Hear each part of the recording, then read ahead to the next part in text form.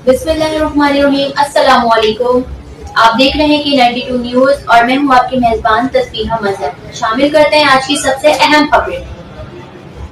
Peshawar high court ने बच्चों के रात 9 बजे भीख मांगने का सख्ती से नोटिस ले लिया। Chief justice Peshawar high court Ibrahim Khan ने केस की समाअत के दौरान रिमार्क्स देते हुए कहा कि सब सोए रहते हैं और बच्चे रात को भीख मांगते हैं, वो ऐसा बर्दाश्त नहीं कर सकते। बच्चे रात 9 बजे के बाद भीख मांगते हुए पाए गए तो चीफ जस्टिस सोएगा और ना ही वजीर आला। Chief justice justice Ibrahim Khan ने हुक्म दिया कि भीख मांगने वाले बच्चों को करामद शहरी बनाया जाए। इंतजामिया नाकाम रही तो अदालत खुद ही कोई रास्ता निकालेगी। पेशावर हाई कोर्ट में बच्चों की भीख मांगने से मुतालिक रिट की समाअत के दौरान चीफ जस्टिस मोहम्मद इब्राहिम खान का कहना था कि वालिदैन बेशक भीख मांगे, लेकिन बच्चों को रात 9 बजे के बाद ठिठुरती सर्दी में भीख मांगने से रोका जाए। अहकामात पर अमल ना हुआ तो कमिश्नर और डिप्टी कमिश्नर समेत वजीर आला को भी अदालत तलब किया जाएगा।